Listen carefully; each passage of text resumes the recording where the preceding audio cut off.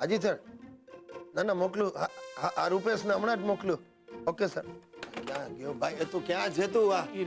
ઈરિયા તારી પાસે માથાના દુખાવાની ગોળી છે? ના નથી. તું હોય પછી મારે ગોળીનું શું કામ ને? અરે મટાડવાની. આ સવારથી માથામાં સણકા વાગે છે. એમ તો એક નવો પ્રયોગ કર. બેઠો બેઠો નિરાંતે બોલ, મારું માથું નથી દુખતું, મારું માથું નથી દુખતું. અને છતાંય માથું ન મટ્યું તો ઊંધું બોલવાનું, દુખે છે મારું માથું નથી, દુખે છે મારું માથું નથી. મજાક બંધ કર યાર. મને લાગે છે મારે ડોક્ટર પાસે જવું પડશે. બેસ ને છાનો માનો. માથું દુખે એમાં ડોક્ટર પાસે શું દોડી જવાનું? તો આ શનિવારે મારું માથું ચડ્યું હતું તો મેં સુશીલાને કહ્યું, બચાડીએ 15 મિનિટ સુધી તેલનું માલિશ કર્યું, તરત ઉતરી ગયું. એમ તો હું પણ જાઉં. ક્યાં જવું? ભાભી પાસે માલિશ કરાવવા. રામ ખોર તું આ ગ્રહ છોડીને ચાલ્યો જા. ક્યાં? મંગળ પર સેટલ થઈ જા. વૈજ્ઞાનિકોએ શોધી કાઢ્યું છે મંગળ પર જીવન છે. અરે એની ક્યાં માંડે છે. મારે તો એ શોધી કાઢવું છે કે મારા જીવનમાં મંગળ તો નથી ને. એ ભાઈ, મારા જીવનનો તો મંગળ જ તું છે. એમ તો એક કામ કર, એમ બોલ, મારા જીવનમાં મંગળ નથી, મારા જીવનમાં મંગળ નથી. નીકળ તું.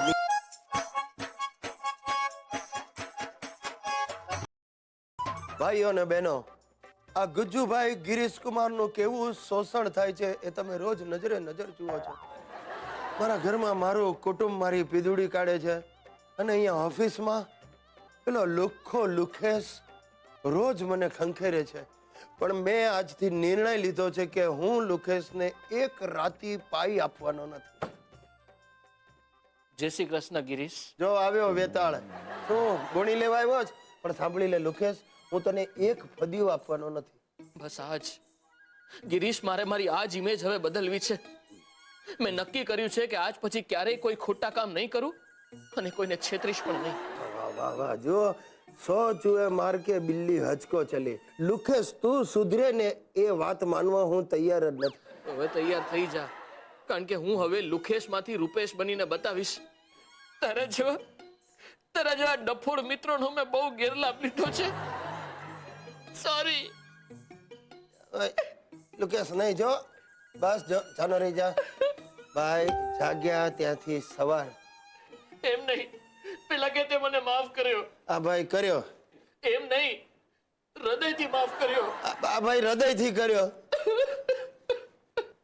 ભાઈ લુકેશ બસ કર, ચાલુ છે, આ બધા ટીંગાઈ રહ્યા છે, બસ હવે.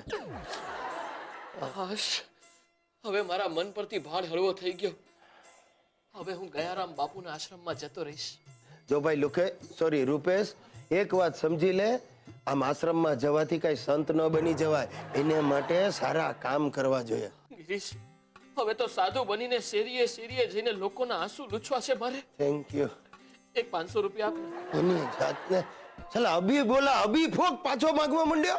કેમ આમ કરે છે ગિરીશ?